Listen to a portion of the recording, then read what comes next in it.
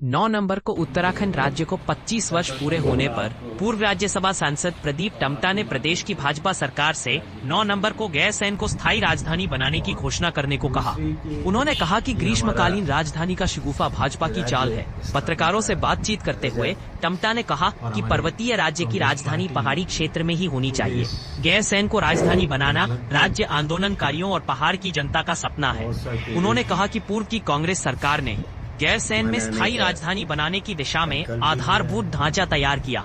बावजूद इसके बीजेपी सरकार जन भावनाओं और आंदोलनकारियों की भावनाओं के साथ खिलवाड़ कर रही है।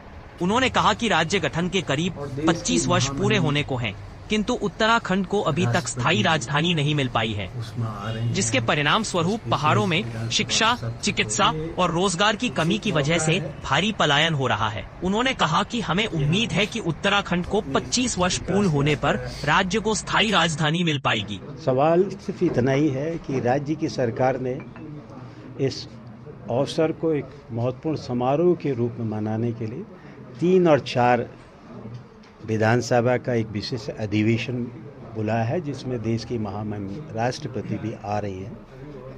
हमारा सवाल यही है कि ये बहुत ही महत्वपूर्ण क्षण है, महत्वपूर्ण अवसर भी है। इन 25 सालों ने राज्य की स्थायी राजधानी के बारे में लोग जोते रहे कि कब इसकी घोषणा होगी।